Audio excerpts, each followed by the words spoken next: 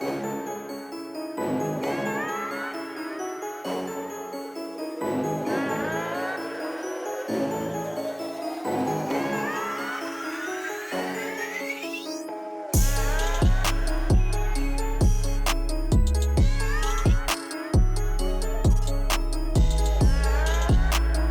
everyone, and welcome to Seriously Loco, the Seriously Crazy fan podcast for El Paso Locomotive FC.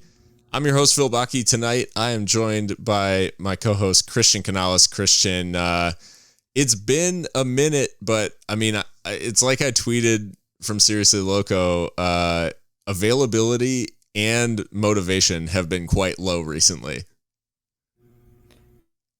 The stars have just not been aligning on any front for us. It's been brutal. I mean, obviously, I don't need to tell anyone this given the state of Locomotive right now, but Christian, I mean, obviously, all that aside, how are things going? I mean, you're back in the swing of or the full swing of work, I guess, now, and with the school year starting and everything. So hopefully that is at least holding it together given the mess that Locomotive are in. You know, I'm not going to go into too much detail, but not quite, actually. So Oh, God. It's just a shambles all over for me at the moment. But, you know, I have a great wife and a great daughter and a roof over my head, and we're all relatively healthy. So, you know, as corny as it sounds, you know, just got to appreciate the little things, I guess. Yeah. No, I mean, it's rough out there. Teachers, I mean, it's crazy. Most listening to this probably know that my wife is also a teacher. So, yeah, it is. Education is just a crazy field. But with, well, Christian, I mean, obviously we've got a lot to talk about today in terms of the loss against Sacramento, kind of recapping some of Locomotive's recent form, given the fact that we were on a little bit of a break. I say recent form as if that is a thing that exists. There is none. I know there's some wins scattered in there, but by and large, it's just been rough. So we'll talk a little bit about kind of like the broader context. We'll obviously talk about the last minute loss in Sacramento and kind of where the team goes from there, headed into a game against a in-form and goal scoring heavy Phoenix Rising team that is, I think they've shot all the way up to 4th now in the West, so they are looking good. And obviously they passed Locomotive on the way down in this free fall that we've been in through the table. So we'll talk maybe a little bit too about the fact that, you know, Locomotive technically in the hunt for a playoff place still due to the size of the playoffs in USL, but with 5 games to go and arguably the toughest stint of Locomotive's schedule being played right now. We'll talk about our prospects overall. But before we get into all that, if you're finding us for the first time, typically things aren't this bleak, I guess, but it's just been one of those seasons. And you can find us if you enjoy the show on any of the major podcast platforms, anywhere you get your podcasts. And you can also find us on social media, on Twitter, although if that becomes a charged service, I'm not sure how much longer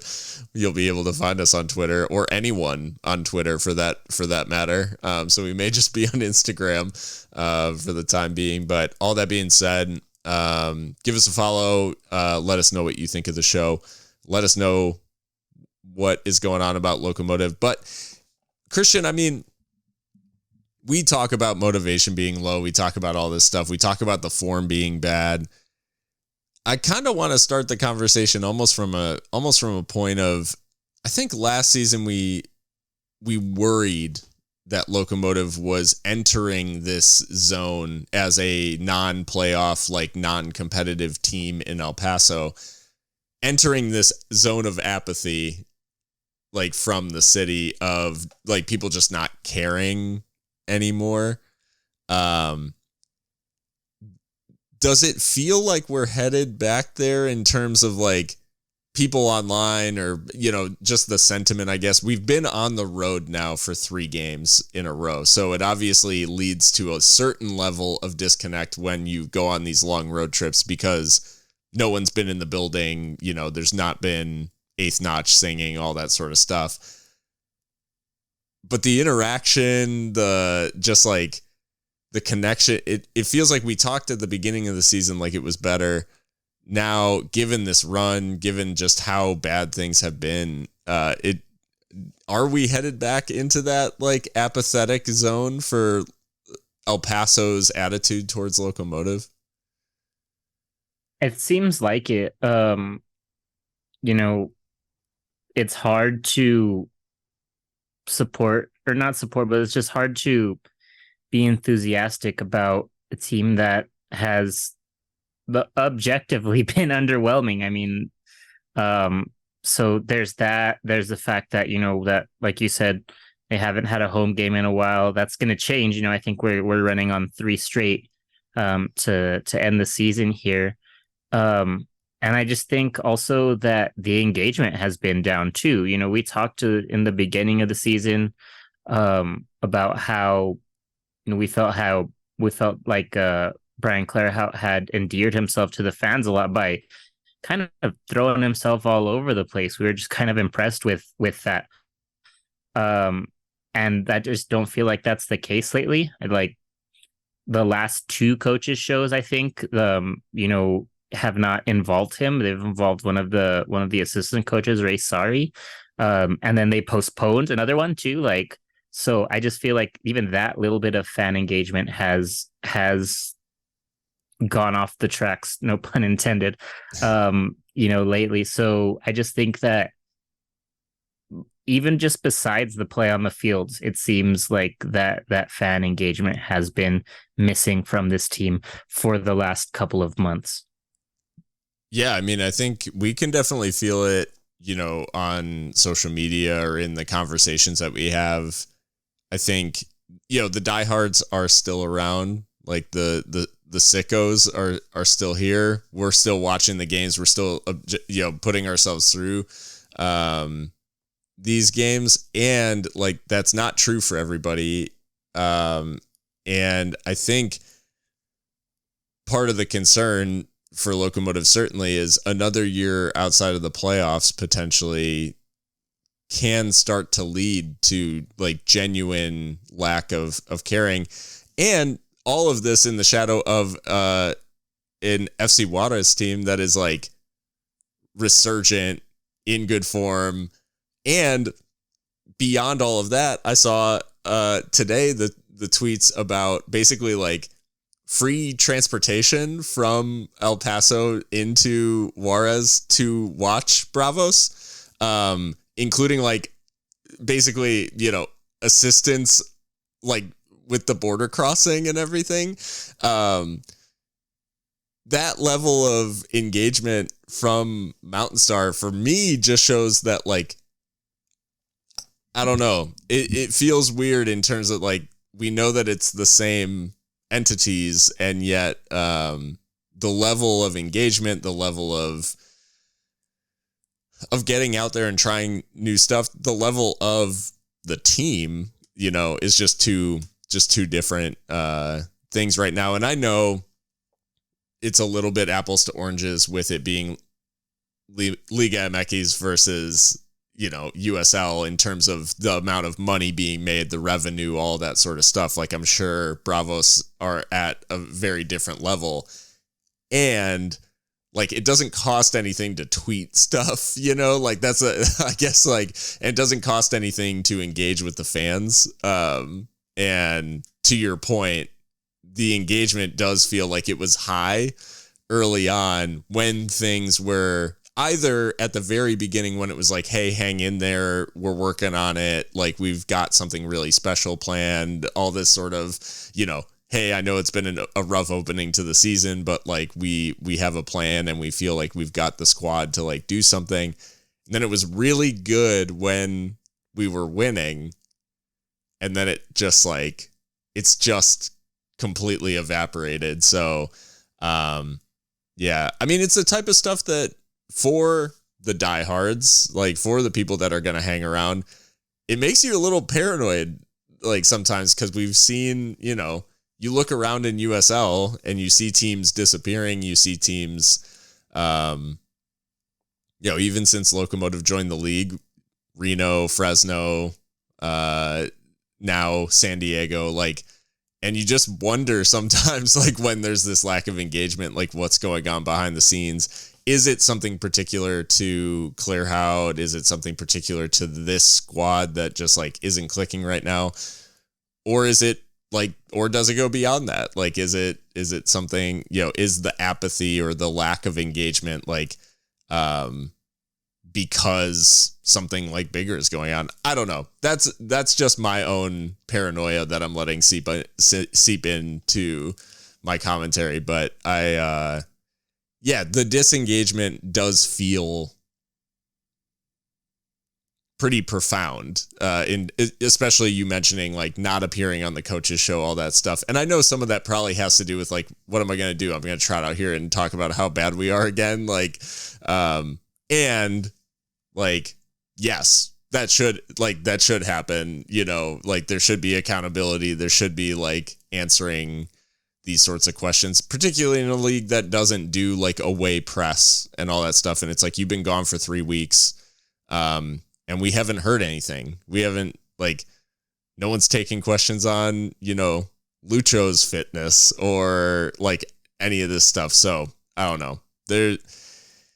It just allows that sort of spiraling to go on. And when the club is kind of disconnected, it just feels, like it's happening for a reason. Yeah. And I just, given like what we've seen and what we've experienced, I think for us personally, us being like us on the podcast, I think it just feels all the more like, I don't know if this is too strong a word, but like, I don't know, like, no, not sinister, just ominous, I guess. Or maybe even the opposite, maybe expected almost, just because, I don't know, it feels like, I don't know if it's because, maybe we're expecting too much. I don't know. We admittedly, us and a lot of, I guess even a lot of the people that listen to us, watch a lot of other soccer and other leagues who are admittedly a lot more like prestigious or a lot more like well known, talking, world football type deal. And maybe we're expecting too much. I don't know. We have all these expectations, and maybe it is too much to expect from USL Championship, and I don't know. And maybe it's also just an American thing. I don't know. I'm rambling, but I just feel like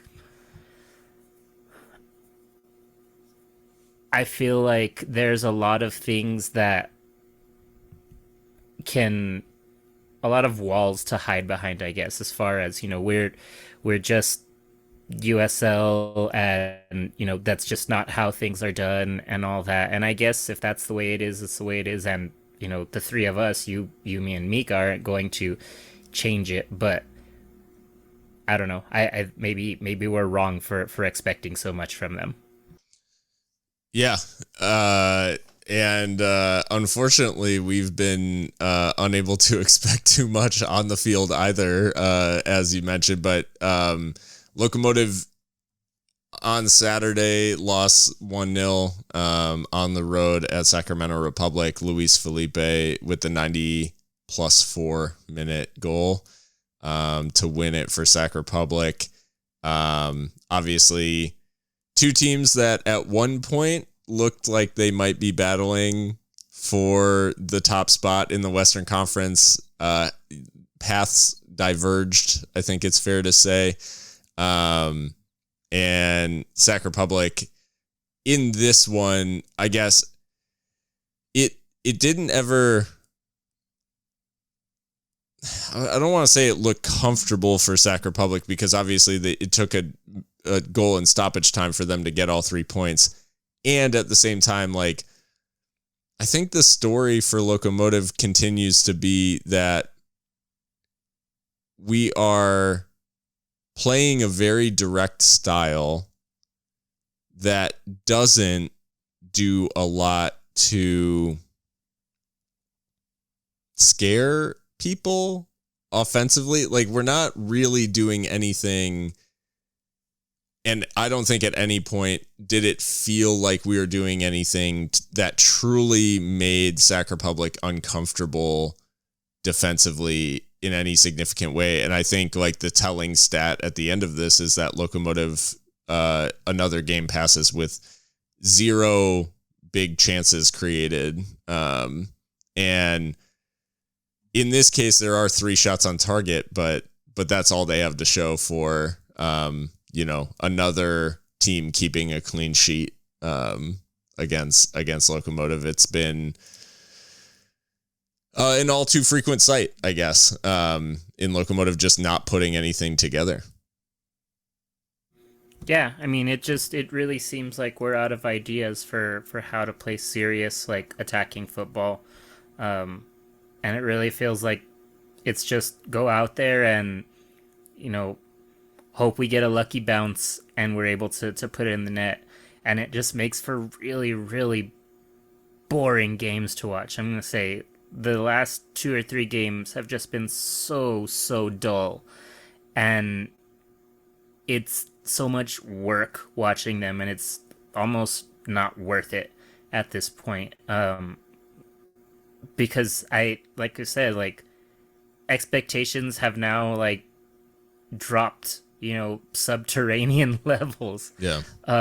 Where every game I just hope, hey, like, maybe we'll get a deflection that goes in the net. Because this team scoring from open play is really just a crapshoot. Scoring from a set piece is slightly better, but even then, just slightly, because I feel like your best chances at creating those set piece opportunities are to play, aggressive football, and that's just not what we're doing.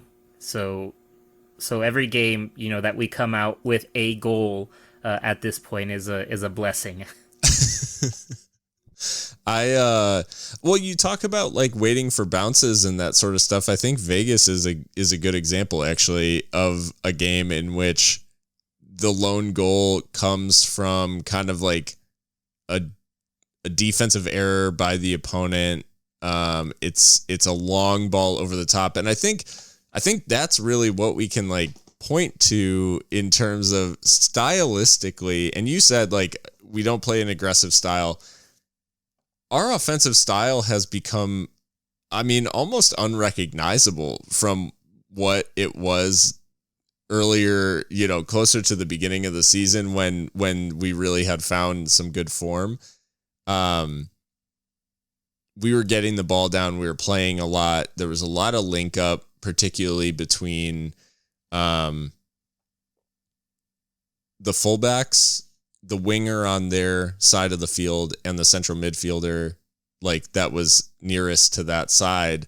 So they were linking play a lot, and it was down the wings most often, but that created space for Gomez to drop into and occupy some space, for Lucha to drop into and combine the play.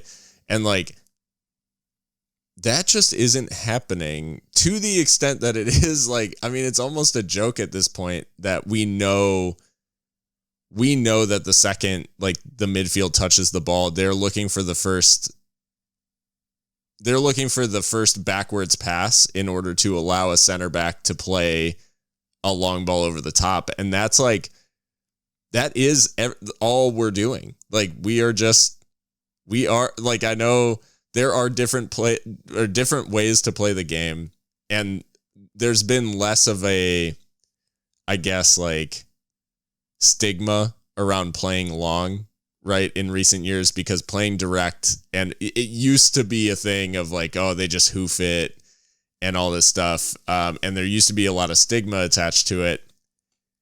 For me, now Locomotive are like just hoofing it. Like it's not that we're playing direct. We are literally just hoofing it. Like we're just kicking it as far as possible, hoping that it happens. Like I know that there are players in this team, and this is where it gets so frustrating. Like there are so many players in this team that are capable of getting the ball down and playing.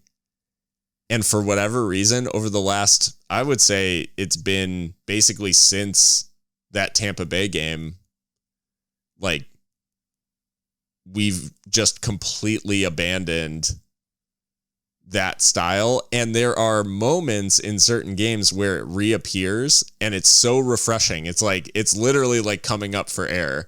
And we just don't see it. We don't see the link up play. We don't see those combinations that we were seeing early on.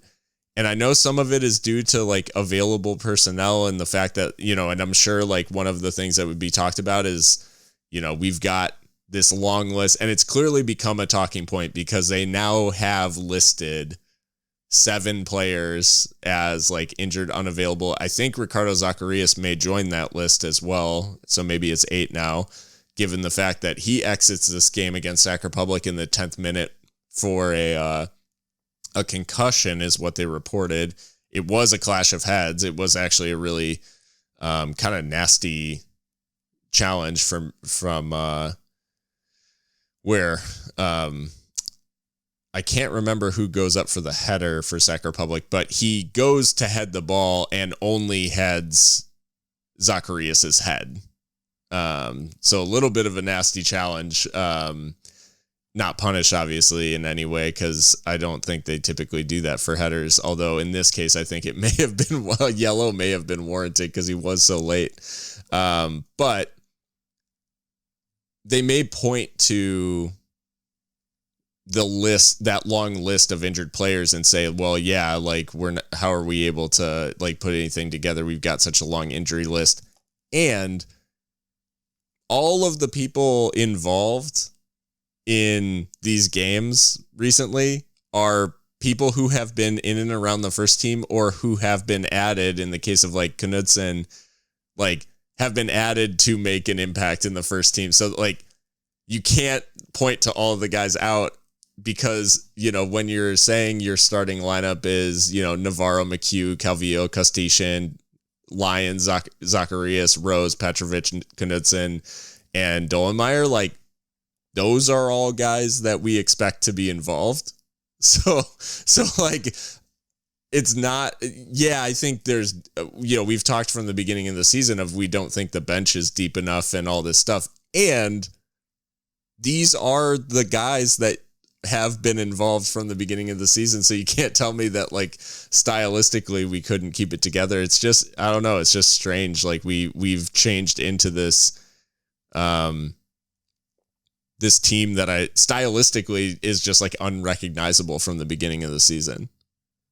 Yeah, I mean, and to your point, like if you look at the starting lineup and the bench, like there is no Lalito, there is no Maldonado, there is no Abarca. Like these are like grown professionals. These aren't like they signed their first professional contract this year professionals.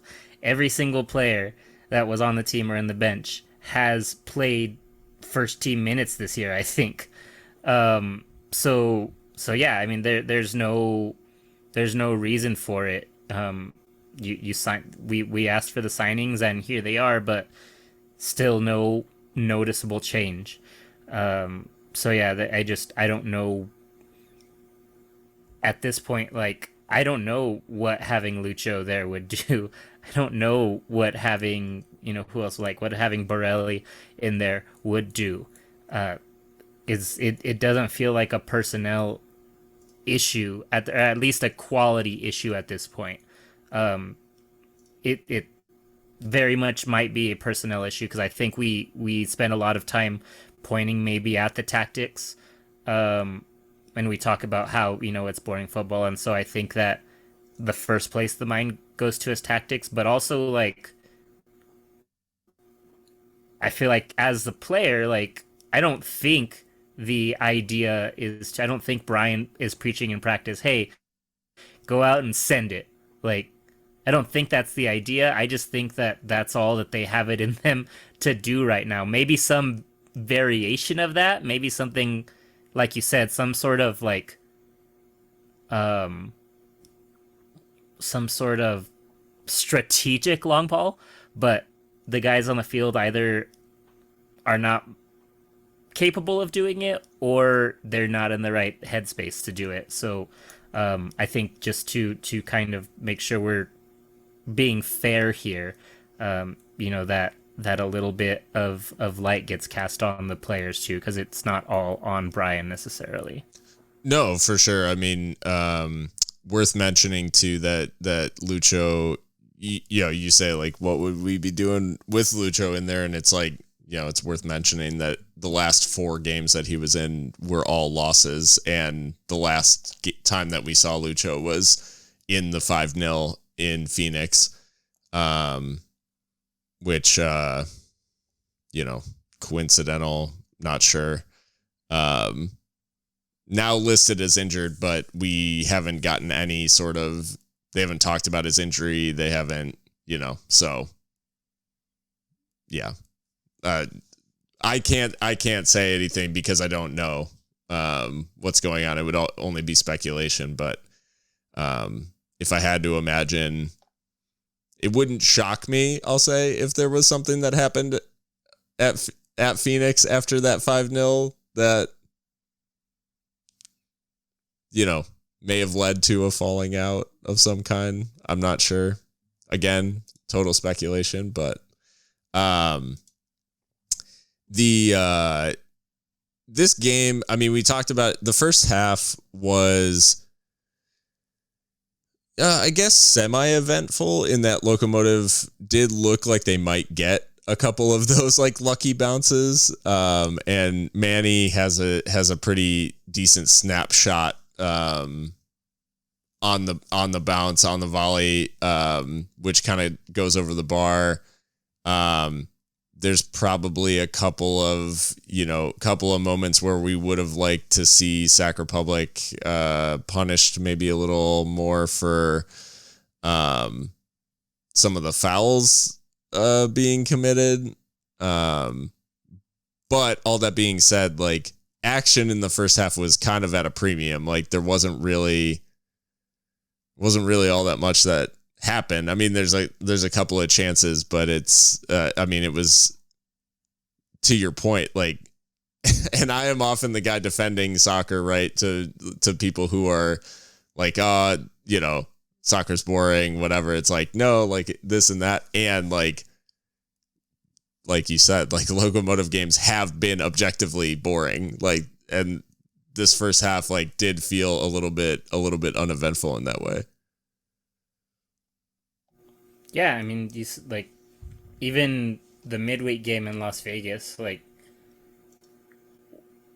I woke up on Thursday still like pissed about that game. 100%. Like what are we even doing here? Like, I don't want to be so negative. Like, we won, and like, I don't feel like anyone like should feel bad about winning or should apologize for winning, but you know when you just play the same game. Oh, it's like Groundhog Day. It's like every day is the same, except maybe one goes into the net. El Paso. So you just, I don't know. You just get tired of just reliving the same thing and just crossing your fingers and hoping that something goes slightly better the next time around. Yeah, it was a little bit of an onslaught from Sac Republic and I guess this is where some of the, because of how the goal comes about, obviously, with this like deep cross to the back post, Sac Republic have 31 crosses in this game. And I think part of the reason that that's a little bit upsetting, and the reason it's definitely upsetting that we get undone by a cross, is because like we've switched to a back five across these last few games. And this was kind of Brian's way of trying to shake things up and try something new. And when you deploy a back five, obviously the goal is you've got your wing backs who are kind of, you know, maybe a little bit more advanced than traditional fullbacks, and you're adding an additional center back. Well, in theory, having the wing backs should mean, I guess, that like you have those wide areas a little bit more covered to prevent those sorts of deliveries. Where, you know, there may be a time or two where your wingback gets caught up the field in transition, all that sort of stuff. But in theory, they should be the ones kind of like stopping the crosses as much as they can. And then you have 3 center backs in there rather than 2 to defend those crosses. And so for Sac Republic's game, for essentially the entirety of the 90 minutes to be exploit the wide areas and get balls into the box via the cross, like that just feels like it should not have worked based on how Locomotive set up. And yet, like, it was one of those cases of, if at first you don't succeed the first 30 times, try one more time, and they did get it done. Yeah, and you know, I know it's kind of the last second play, and so and I'm trying to remember what happened directly before that, but I think that it was, you know, we're a little bit out of position too. Well, we almost conceded sort of a similar goal, like maybe like 30 seconds before the winner goes in. And it went wide. Yeah, like a diving header from like the same spot. Yeah, diving header from the same spot. Yeah. Yeah, but I think that I can't tell because I was trying to look at the goal too, and I can't tell exactly who it is, but it looks like Miles is the person closest to who was the goal scorer? Luis Felipe. Yeah. Yeah. I think it's Lyons that's closest to him. And how is that the case? Like, how does that happen? You know, where you don't have one of your center backs ready to defend the obvious ball that's coming. You know, last seconds of the game, the ball's already out wide, all the way basically on the touchline. Like, what else are they gonna do except flick it into the box? So he just had entirely too much space around him, and like I don't understand how that happened. Yeah, and like you said, when you've got Navarro, Dolenmeyer, and McHugh in the middle, like it just feels very strange. That Lyons is the guy like marking or trying to win that header. Because I mean, it's not the first time that we've seen Lyons like get, I don't want to say found out, but he's a smaller guy and get caught under the ball at the back post like that. Yeah, it's just, it's one of those, I guess, like, you know, it just didn't feel particularly surprising when the goal went. It was one of those where it just felt, I mean, at this point with Locomotive, it's kind of assumed. I mean, we should probably give a shout to the fact that, you know, just shy of 10 minutes after the start of the half, we concede a penalty. Eric Calvillo. Forgot about that, actually. Yeah. it's one of those like I guess Dolenmeyer gets kind of caught out on the flank because he tries to make like kind of an aggressive play. The ball goes out for a throw. It's taken really quickly. Calvillo's trying to track back to cover that space and just is, I would say, a little bit unlucky in that I think and I can't remember who it was who won the pen. Oh, Cicerone. So I think Cicerone is absolutely looking for it. And it's one of those where if you're Calvillo approaching Cicerone like that, where you know you're not going to be goal side or ball side of the attacker, any contact there is going to look bad. Like, and the referee is going to have you in between you and the player. So I think like it looks like on TV, I immediately thought, yeah, it's a pen because like they're always going to give those, even if like Cicerone's looking for it and it's soft and like all this other stuff. Sure, maybe. And like Calvillo just can't do that like in that situation. Yeah, it was just a bad decision. And luckily we got bailed out, but didn't end up mattering in the end. This is probably one of the crazier penalty saves that you'll ever see because Benny Diaz, for whatever reason, I don't know if he'd done his homework on Juan Herrera or like was just in the moment like baiting him. He's standing all the way over to his right hand side, basically against like Benny is standing against his right hand post, and just stays there, basically leaving the entire left side of the net fully exposed. And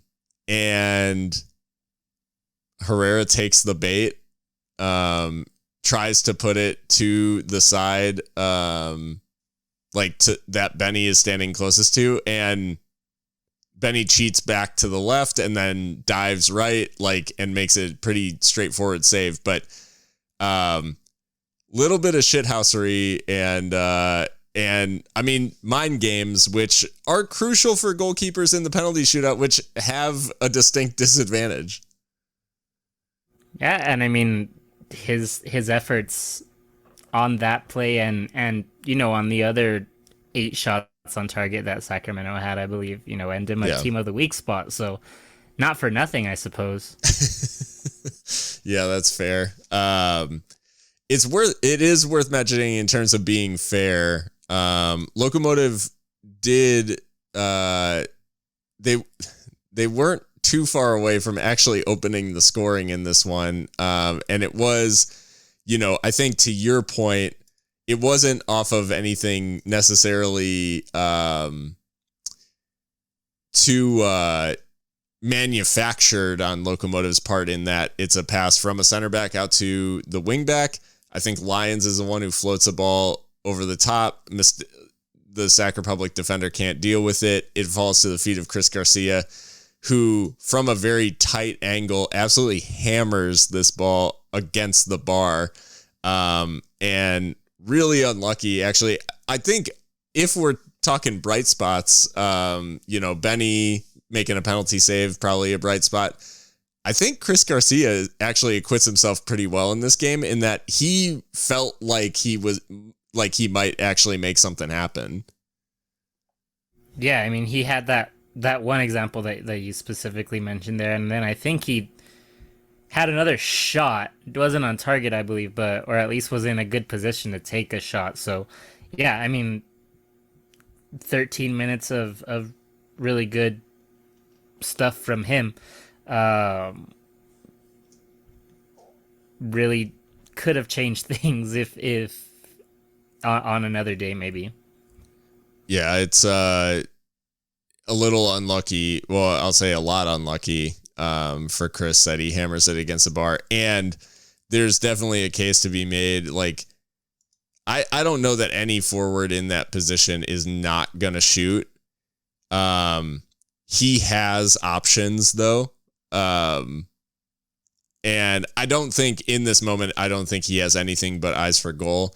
But when he takes this ball down, he absolutely has a cutback to Josue Arón-Gomez, or he can try to float across to the back post to Sinupe. Both of which are probably better options. The thing is I can't really fault him for taking the shot based on the fact that like he does hit the bar. Like he is, it is a really good strike and it deserved to go in. And he just doesn't get the luck of the draw, just hits it square against that crossbar and it bounces out. I think in the aftermath, Sinupe and Gomez are both like sort of having a moment of why did you shoot? And I don't know that it's 100% fair given that he really does. It's not like he skied it. It's not like he put it, he put it well wide or something like that. It's like he's really a matter of a couple of inches away from scoring, and like any of the other options come with the risk of a bad first touch or he overcooks the cross. And so, I'm sure either of those players who made the runs are like, you should have just passed it to me and I would have scored. And like, that's easy to say and probably not exactly true. No, I mean, I'm not mad about the shot choice at all. I think we've had way worse shot selection at other times this season. Yeah, just about every shot at this point. So hitting the bar is about as good as we can hope for these days. So heartbreaker. Well, actually, I was thinking about this. Like, I saw some things where it was like heartbreaker for Locomotive. Like, oh, it's a tough one to take. I don't know that it broke my heart. Like, it was one of those things where, I mean, it was a game that we absolutely did not deserve to win. Like Sacramento create 4 big chances in this game, scoring the 4th. They had the bulk of the ball. Obviously, one of those big chances is a penalty, so that's, is what it is. But Locomotive end the game with 3 shots on target. Like I said, Sacramento were on top in this game, felt always the more likely to score. If El Paso had gotten anything from it, it would have been a smash and grab, which would have been fine, I guess, against Sac Republic. But at the same time, that's kind of been what's tempered our enthusiasm about the last couple of wins is the manner of Locomotive's performances are not convincing. And it goes beyond the result and strict, it's like, okay, cool. We beat Hartford. A few weeks later, we beat Vegas. We're beating the worst teams in the league, and we're not looking particularly good while we do it. Like, that's really what is like keeping things down where, yeah, there have been times in the past where we come away with a loss and we're left thinking like, hey, wasn't our day. With a little more luck, like we played well, we created chances, we did this, we did that, like, and maybe we got a sucker punch at the end. This felt like us just like delaying the inevitable of hopefully we can keep Sac Republic from beating us in the 90 minutes because eventually time will run out.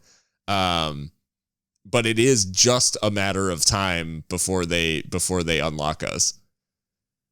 Yeah, and it's funny that you say this now because I've had it pointed out to me by someone who listens to the podcast that you have there's a trope of yours that you like to use the phrase "there's another world where" sure Locomotive win this. It's something that comes out or that was coming out kind of frequently early on in this streak. Yeah. And it's just funny that that's just not where we're at right now. Like, there is no universe where we take 3 points from this one. No. Because yeah, like you said, neither on paper nor on the field did we deserve anything from this match. I would propose there is a world in which Chris Garcia scores that chance and Sac Republic score 2. Like there is no, like you said, there's no world in which Locomotive come away from this. I mean, at best a draw. But the way the performance, it's not what we're doing. It's like you said, we're relying on like the bounce of the ball. We're relying on like the rub of the green. We're not making our own luck at this point because our style of play, I guess it all goes back to kind of what Brian said at the start of the season of control is his biggest thing. We have not controlled a game in 3 months.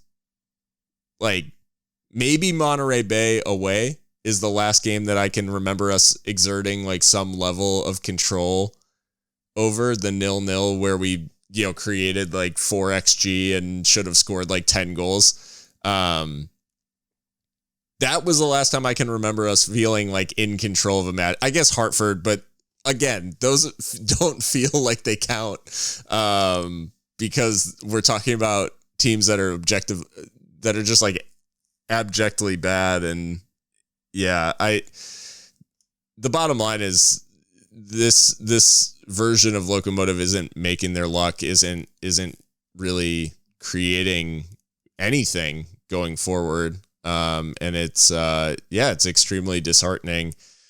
And it's the type of team that you're going to get beat eventually. Like if you're not scoring, there's only one other way for things to go if you don't, if every game doesn't end in a scoreless draw.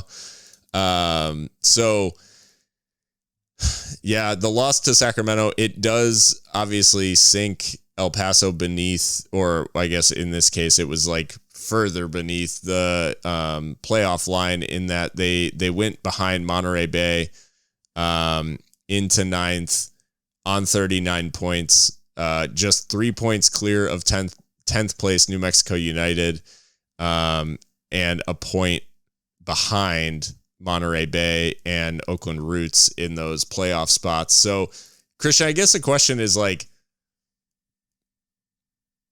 1 point, 5 games to go.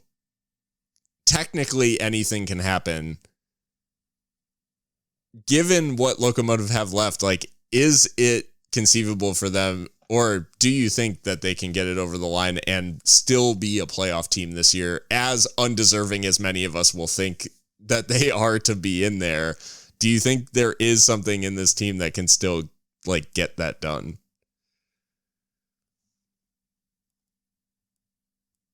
I don't know. I mean, every single game that we have left out of the 5 are against teams that on paper are much better than us right now. I mean, you have Phoenix, who, like you said, haven't lost a game, in a month. Is it Charleston or Pittsburgh? Charleston, who are in, the top 3 of their conference. Loyal, who also, actually they're on kind of on a down run of form right now, but also up in the playoff spots.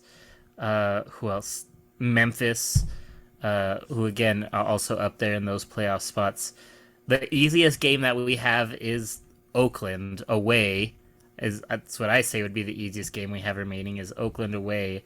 And even then, they handled us easily in the sweep. So it doesn't look bright. Honestly, maybe I'm being too negative. I don't know. Out of these 5 games, if we come away with 2 points, I think that would be like incredibly overachieving. So I don't think we make the playoffs this year. Is the short story there, is we miss the playoffs for a second time in a year where it should be impossible for a team with any sort of quality to miss the playoffs. Yeah. I mean, this is the most favorable playoff situation. And at one point, Locomotive had, by John Morrissey's USL Tactics playoff odds calculator, it was like a 96% chance that Locomotive make the playoffs, like towards the end of that winning run. And to think like that this squad is in that 4% of fumbling the bag potential, like from such a strong position is it just highlights like how bad it's been. And you really can't underscore it anymore. The fact of the matter, you know, if anyone listening to the podcast has somebody at work who comes up to you and is like, man, I thought Locomotive used to be good. Like, what's going on? Why are they so bad? Like, what's the deal? Just tell them that Lucho Soloniak is the leading goal scorer for the team with 9 goals. In club history. In club history, but also this season. So this season, he is the leading goal scorer, and he has not played since August 12th. That's all you need to know. He's got the most goals on the team. He hasn't played in a month. Like, nobody's gotten close in having a month of no Lucho. Not to mention the fact that Lucho's last goal was against RGV on July 29th. I think he got a penalty that night in the 5-2 loss. Yeah. So it's, yeah, you can just boil it down there because it is at the end of the day, like getting more goals than the other guy. And the guy who's gotten the most goals for us is a guy who has not played in a full month. So that's it. It's brutal. Well, we'll get on to Phoenix. And I mean, it'll be relatively quick. We said most of what we want to say about Phoenix probably is that they stand a very good chance of getting a result in El Paso on Saturday evening. But Christian, I wanted to mention something. I talked to the last time that Locomotive and UTEP football had a conflict. We know from covering this team the last few years that it often means a lot of journalists, a lot of people who are normally in the post-match pressers, all that sort of stuff.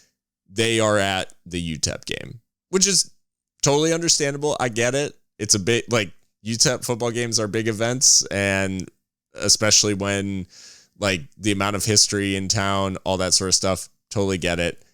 And the wrinkle this year is that 2 journalists for local TV, Rachel and Colin, are on the broadcast team for Locomotive, as is Duke Keith, obviously, play-by-play, the voice of Locomotive for many people. I think there are even people who aren't Locomotive fans who know Duke Keith, although more and more, maybe the voice of Atlanta United. I don't know if that's at least the voiceover.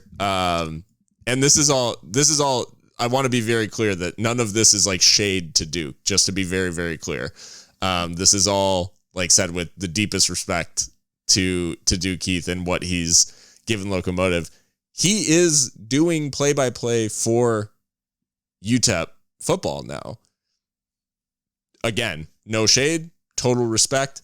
And what it means in the short term is we saw, what was that? I guess was that the last home game? The loss to Monterey Bay. So yeah, during that game, Andrew Forrest, the GM, was the sole like broadcaster that was on the feed. Like he was the play-by-play guy in the absence of all of those people. Well, Saturday, UTEP football kicks off at 9:30. So total conflict with the Locomotive game. And I did like confirm Duke is going to be doing play-by-play for UTEP. He said he will be back for Charleston and Loyal for Locomotive, but this game he will be gone. I'd imagine, I haven't confirmed with them, but I'd imagine that Colin and Rachel will also be out. That being said, like,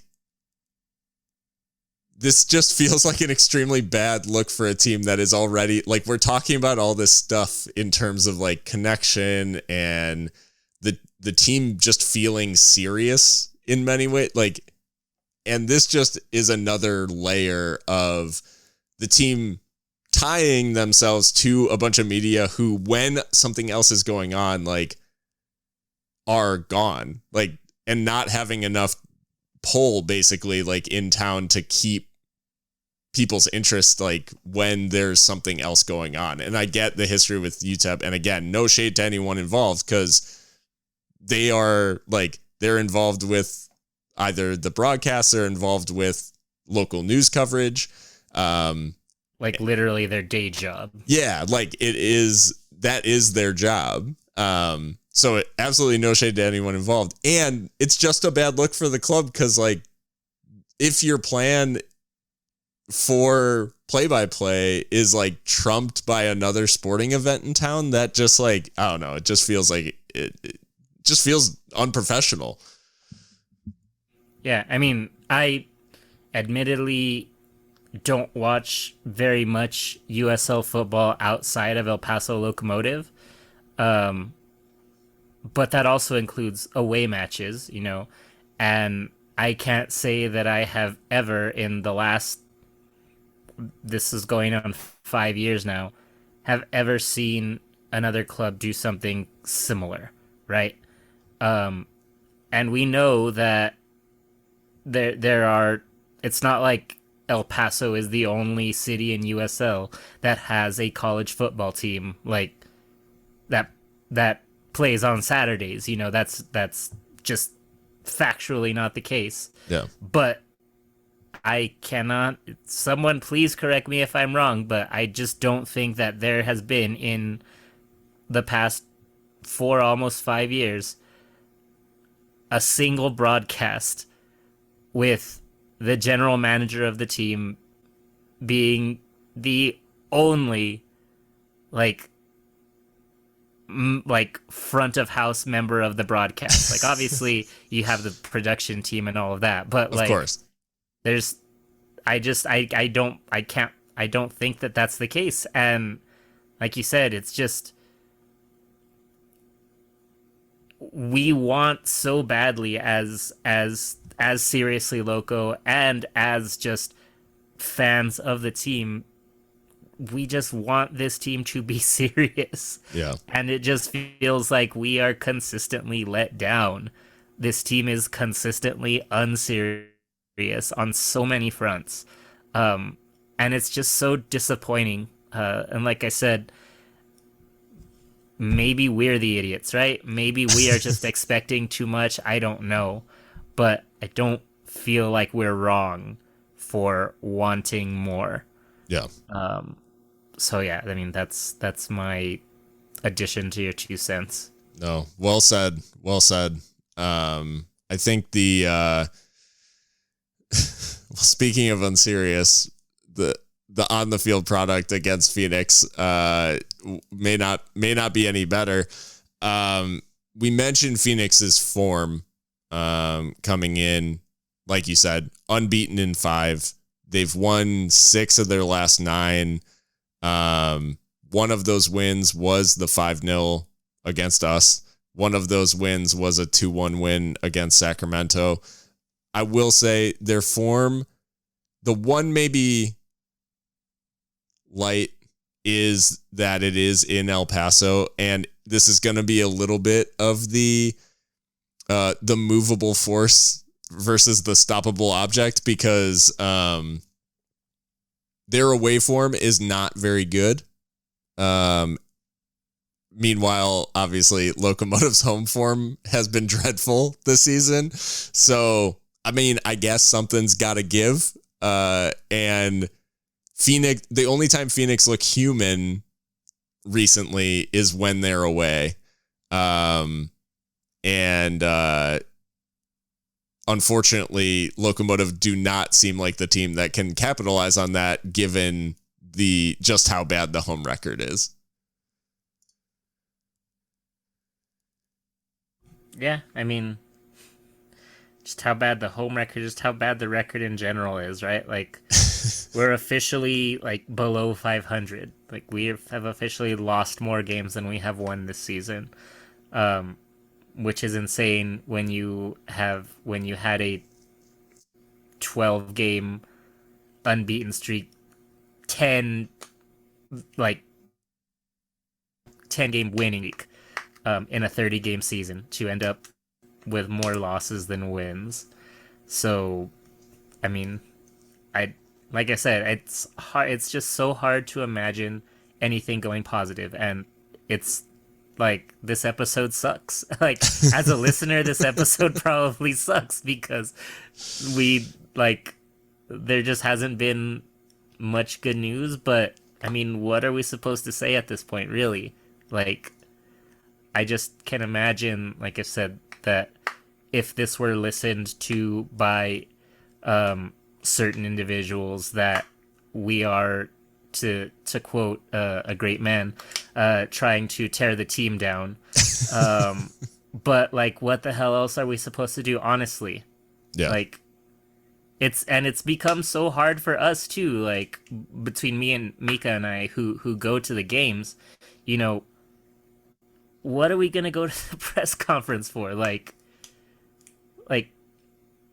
we know that, I mean, we're not the news, so we kind of just have a different angle of talking about things, and like, that doesn't, like, no one wants to hear that or to respond to that. Mm-hmm. Because because that's just too hard. Yeah. Is what it comes down to. You know, there's no answers, and it just makes things very difficult and very discouraging as a fan. Yeah. Well, and you know, like we talked about, I think, like, having those or not having those answers about the style of play and like this drastic change that we've seen, the unavailability of certain very prominent players not being commented on, like, not being addressed. Yeah, it's just weird.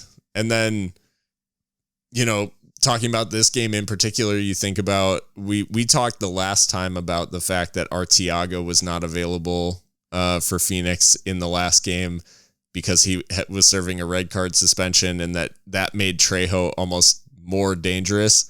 Well, Arteaga is now also, like, him and Trejo are both scoring goals for fun. Trejo's got 17 now on the season. Arteaga's got 15. And while you might say, like, well, I mean, isn't that kind of good because they don't spread their goals out throughout the team and stuff? It's like, no, because no one can stop them. Like, Arteaga is just a bully, which we haven't done particularly well recently. We talked about it being one of Clarhaut's strengths in terms of preparing for these sorts of forwards and, like, dealing with them, keeping them from being a big factor. Recently, that just hasn't been the case. Like, we haven't done a good job of limiting really anybody. And Danny Trejo absolutely picked us apart in Phoenix. Got a hat trick, if I remember correctly. And assisted one, I think, as well. Like, he was absolutely assisted two. Scored two, assisted one. Assisted two. Okay, so 4 goal involvements, yeah. A really, like, and a performance that was, like, almost predictable in the way that it happened. And I think I'm not trying to, like, pat myself on the back because it sucked watching us get picked apart. And I was just mad because I had said on the episode, like, Trejo in central areas is going to be a problem. The runs he makes are really intelligent. And then that's exactly what happened. And yeah, so I'm really concerned that Arteaga is now going to be in there. big number 9. Our center backs haven't coped particularly well with those sorts of guys, but they also haven't coped well with Trejo, who ran the game the last time out. So it's just a bad matchup in a team that has no confidence, like, in their ability to see things out. Yeah, I mean, what else can we do except just sit and wait out the 90 minutes and hope for the best, right? It's so bleak. It's so goddamn bleak. But the reality, like we said, in terms of, looking at the other end of the field, when you're like, well, where are the goals going to come from? Lucho is top of the scoring charts this season with 9. The next top scorer is Petar Petrovic with 5. Like, Petar's last goal, I want to say, was against... I think, he just scored. Oh, Monterey Bay. Monterey Bay, he did score. And Hartford, he scored. Before that, he had been scoreless for 8 games. So, not, obviously, like, I guess he's our in-form scorer. Castician and Gomez are tied with 4. And that's, then Zacharias with 3, Calvillo with 2, Navarro with 2, Liam Rose, McHugh, Lyons, Sinupe, Garcia. And that's it. And they each have 1. So, like, there are... God, we've only scored 34 goals. That is hard.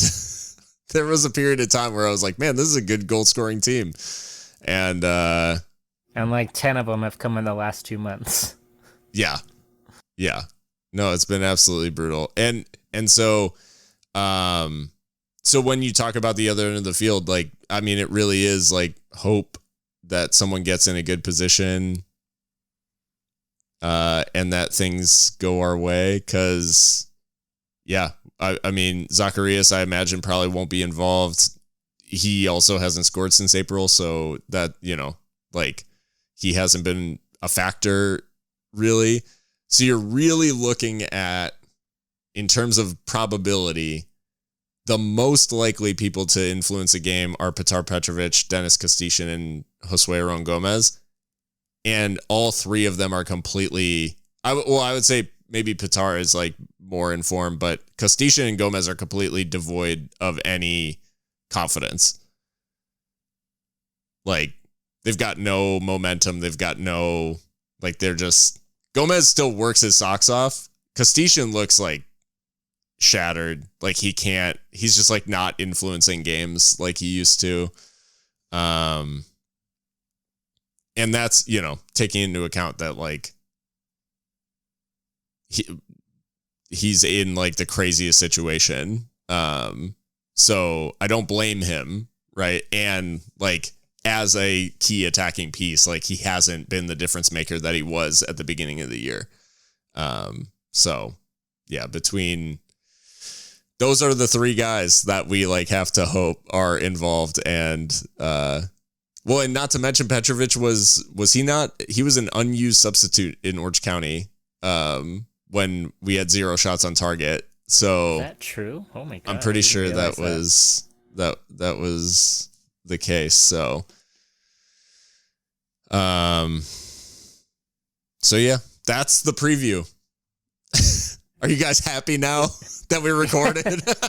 Guys, just before you go to bed tonight, like, get on ESPN Plus, go to the On Demand, and just watch Louisville away, and just dream of happier times. And remember what it was like. That's good advice. I may have to pop that game out now, just as a palate cleanser. They say don't go to bed mad at your spouse. And in this case, I'm saying don't go to bed mad at Locomotive, at your team. Yeah, I think that about does it for Seriously Loco tonight. like we said, it's been bleak. The season's been rough. There's going to be more to talk about, especially depending on what happens in terms of these last 5 games of the season and whether or not Locomotive are in the playoffs. That will obviously have a little bit of a say over what the next things are, because I think everybody's now, the question now becomes what's next. And there's a lot of conversations to have about what all of this means. I think there's more to come in a lot of like telling the story of this season. I don't think we know exactly a lot of what's going on, and the reasons that certain things have happened. So we'll try our best to tell that story along the way. But for now, Phoenix on Saturday at home. It is a run of 3 home games. So, and the last 3 home games of the season. So this is it. This is the run in. Give the boys the support that we can. But we know that they're capable of a lot more than what we've seen. And unfortunately, that's where we're at.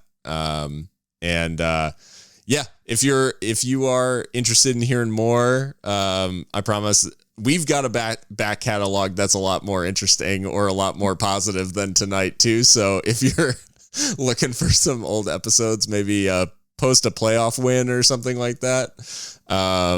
Maybe check one of those out and relive the glory days. But that whole catalog is available on any podcast platform that you use. And you can find us on social media at Seriously Loco.